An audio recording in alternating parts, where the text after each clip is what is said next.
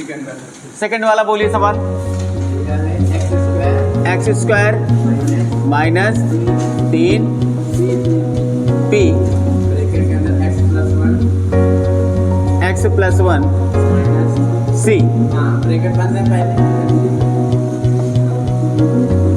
तो इसमें मान किसका निकालना था? Alpha plus 1 into beta plus 1 का मान निकालना था, है ना। तो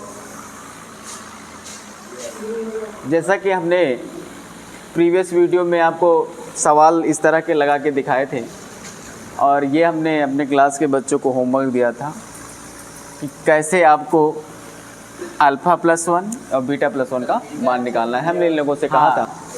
तो ये सवाल एक और है आपके सामने कि यदि कोई बहुपद x square minus P plus 1 x square minus P in bracket x plus 1 minus C है, तो आपको alpha plus beta into beta plus 1 का मान ज्ञात करना है। तो हमने कहा था इसको पहले आप बहुपद के स्टैंडर्ड फॉर्म में चेंज कर लेंगे।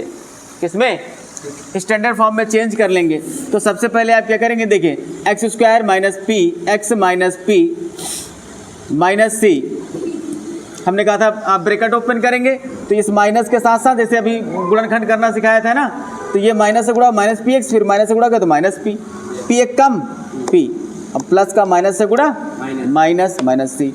तो ये हो गया x square minus P x, और यहाँ माइनस चिन्ह कॉमन लिया तो हो गया पी प्लस सी। अब ये स्टैंडर्ड फॉर्म हो गया एक्स स्क्वायर एक्स और अचर पर, ठीक है। अब हम की तुलना A x square plus B x plus C से करने पर, तो आप जैसे इसकी तुलना करेंगे तो देखेंगे ए बराबर कितना आएगा 1, बी बराबर कितना आएगा माइनस पी, और सी बराबर, चूँकि यहाँ पर ऑलरेडी सी दिया हुआ तो आप चाहें इसकी तुलना कैपिटल ए, कैपिटल बी और कैपिटल सी कर सकते हैं।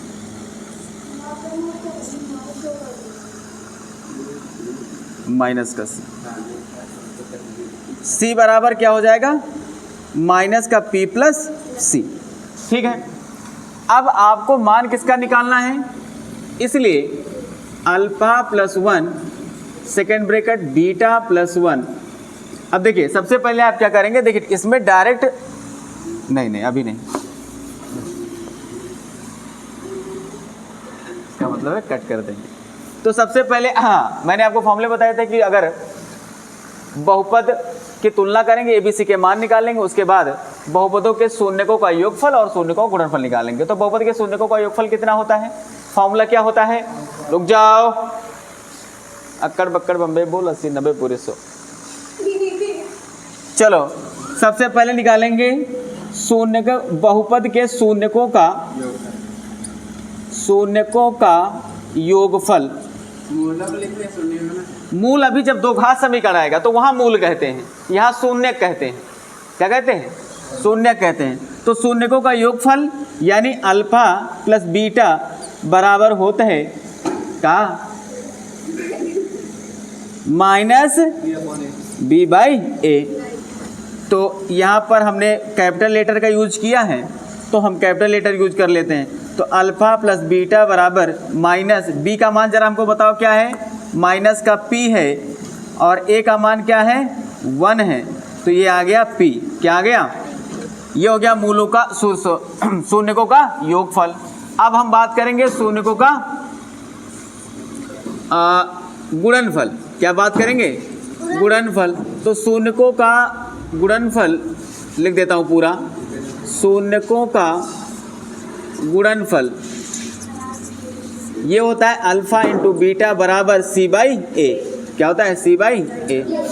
तो अल्फ़ा इंटू बीटा बराबर, जरा बताओ सी का मान कितना है,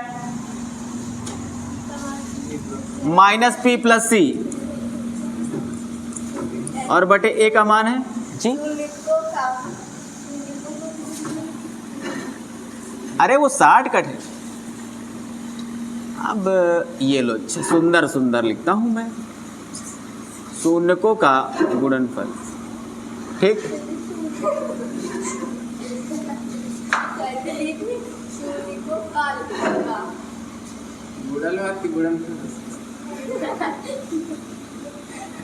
गुणन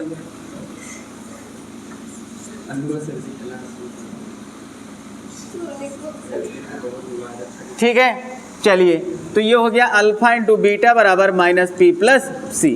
अब हमें जिसका मान निकालना उसको लिखते हैं alpha plus beta, sorry alpha plus 1 और बीटा प्लस 1। तो इसका हम देखो डायरेक्ट इसमें अल्फा बीटा के मान अगर आपने अलग अलग फैक्टर करके निकाले होते तो इसमें फैक्टर करके निकाले होते तो डायरेक्ट अल्फा बीटा का मान रख सकते थे। तो इसके आप अलग से पहले गुणनखंड करते कि गुणा करने पर इतना है, जोड़ने घटाने पर इतना है, तो बड़ा थोड़ा सा जटिल प्रक्रिया थी।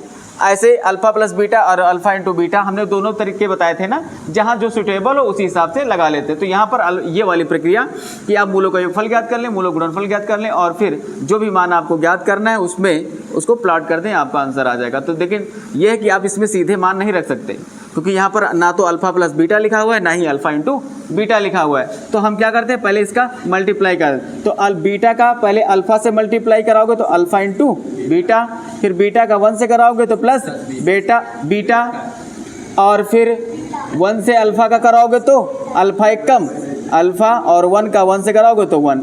थोड़ा सा इसको सीक्वेंस में लिख लेते हैं, alpha into beta plus alpha plus beta और प्लस 1, है ना। अब देखिए अल्फा इंटू बीटा का मान आपने निकाल रखा है, क्या निकाल रखा है, माइनस का पी प्लस सी, और फिर अल्फा प्लस बीटा का मान भी क्या निकाला आपने, पी निकाला और प्लस 1। देखिए माइनस ब्रैकेट ओपन करें तो minus P minus C plus P plus 1, तो देखो ये और ये कैंसिल हो जाए, एक माइनस पी एक प्लस पी और बचेगा 1 माइनस सी, और यही हो जाएगा आपका आंसर। क्या हो जाएगा, हो गए थे। एक क्वेश्चन नंबर 6 देखिए, कह रहे हैं कि के x square plus 3x plus के का एक मूल 2 है। तो मूल का मतलब शून्य ही होता है, चाहे मूल कहे और चाहे शून्य कहे, वो कितना है, 2 है। तो फिर के का मान बताना है। तो हमने आपसे बताया था कि अगर कोई संख्या किसी बहुपद का मूल या शून्यक है तो वो संख्या को x के स्थान पे रखोगे तो बहुपद का मान शून्य हो जाता है। क्या हो जाता है, शून्य हो जाता है।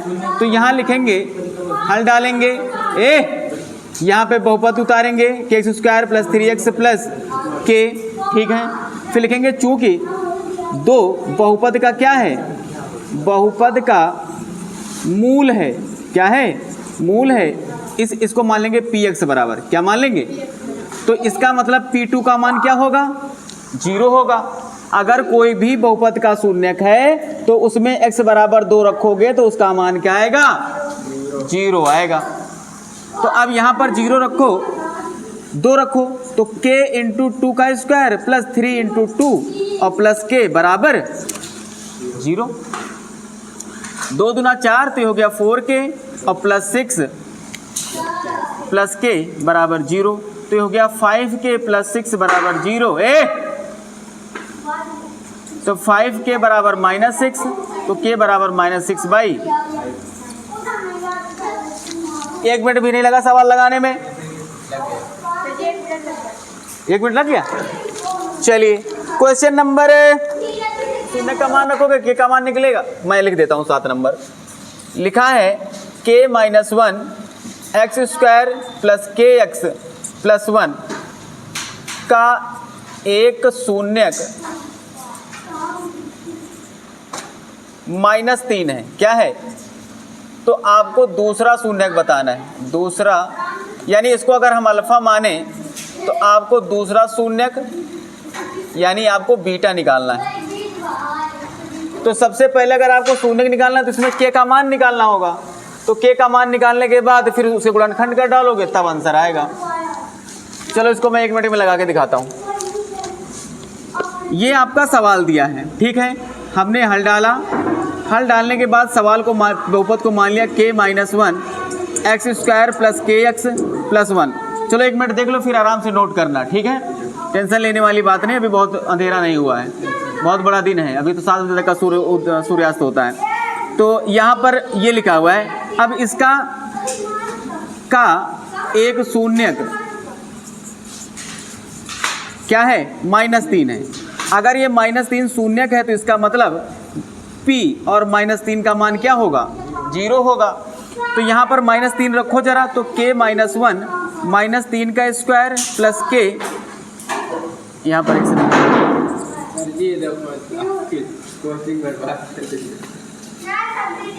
कोचिंग से बाहर जाओ, बाहर लिख लो जाके।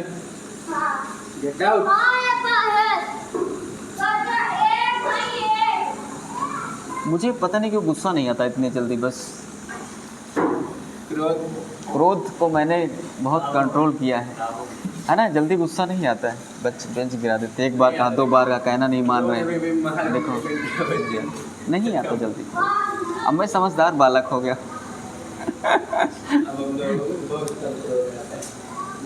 समय के साथ बदल जाता है। चलिए अच्छा ठीक है।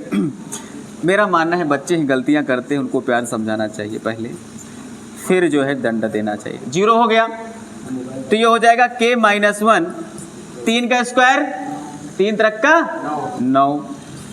आगे लिख रहा हूँ, कोई दिक्कत नहीं, अब चलो यही लिखा रहे। अरे K - 1 तो ऑलरेडी लिखा था ना सवाल में, -3K और +1 बराबर 0।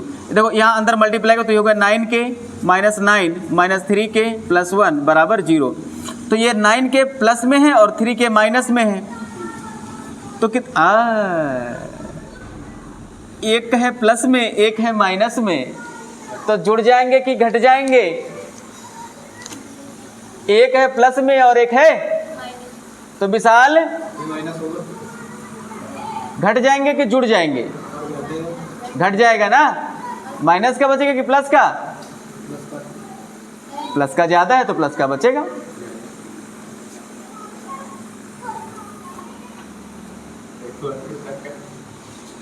तो यानी 9 में 3 घटाओ, देखो एक चिन्ह प्लस का एक माइनस का, तो घट जाएंगे, जिस चिन्ह का ज्यादा है वही बच जाएगा, और बड़ी वाली संख्या में हमेशा छोटी वाली संख्या घटा देंगे। तो 9 में से 3 घटाओगे तो 6K बचेगा। और देखो -9 + 1, एक माइनस है एक प्लस है, तो क्या होंगे? रुक जाओ, अक्कड़ बक्कड़ बम्बे बोल 80। मुस्कान बताओ, एक -9 है एक +1 है, बताओ पहले तो ये जुड़ जाएंगे कि घट जाएंगे? घट जाएंगे, क्योंकि एक माइनस में है एक प्लस में है। तो बड़ी वाली में छोटी वाली संख्या घटाओगे तो 9 में 1 घटाओ कितना बचेगा? और 8 प्लस का बचेगा कि माइनस का? क्योंकि माइनस का ज़्यादा है। ठीक, बराबर 0। तो 6K बराबर 8, तो K बराबर 8/6, 2 से 2 चौको 8, 2 तिहाई, तो K का मान आ गया 4/3। अभी सवाल खत्म नहीं हुआ है। अब K का मान उठा के बहुपद में रखोगे तो Px बराबर कितना हो जाएगा?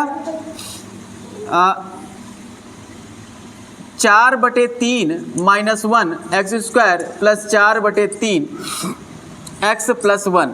तो यहाँ घटाओगे तो 3 × 3 और 4, यानी 1/3 x² + 4/3 x + 1। अब देखो यहाँ हर समान है तो ऊपर ऊपर जोड़ लेंगे। यहाँ बटे में 1 है तो उसमें 3 से गुणा कर देंगे। कहने का मतलब 1/3 कॉमन लोगे तो हो जाएगा x² + 4x और +3। हो जाएगा नहीं हो जाएगा भाई? यहाँ हर समान, यहाँ नहीं है, यहाँ 1 है तो 1 3 से ऊपर नीचे गुणा करोगे तो ऊपर 3 आ गया। अब इसके गुणनखंड कर डालने हैं तो 1/3,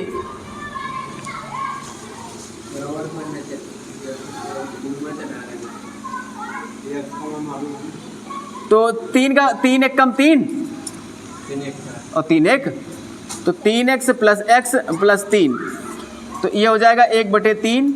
यहाँ से x कॉमन लिया तो x + 3, यहाँ से +1 कॉमन लिया तो x + 3, तो यहाँ से हो गया 1/3 x + 1 और x + 3। अब इस 3 को चाहो तो अंदर मल्टीप्लाई करा दो तो हो जाएगा 1/3x + 1/3 और ये हो जाएगा x + 3। एक में ही तो गुणा होगा, दोनों में थोड़ा ना होगा। तो शून्य के लिए एक तो हमें पता ही है, तो 1/3x + 1/3 बराबर 0। तो 1/3 इसको इधर लाओगे तो माइनस क्या हो जाएगा, और x को इधर लाओगे तो -1 आ जाएगा। क्या आ जाएगा?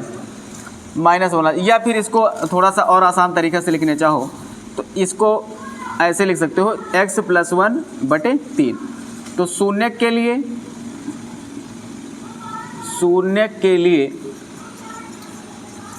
x + 1/3 बराबर 0। तो x + 1 बराबर, क्योंकि ये भाग में इधर है, गुणा में 0 से गुणा करोगे 0 हो जाएगा। तो x बराबर आ जाएगा -1। क्या आ जाएगा? -1 आ जाएगा। तो दूसरा शून्य निकल आया। इसमें प्रोसेस क्या था, पहले शून्य का मान रखा, k का मान निकाल लिया और k का मान रखने के बाद इसको हल कर लिया। तो हमें और यहाँ ये वाला लोगे तो -3 जो ऑलरेडी आपको पता है। ठीक है।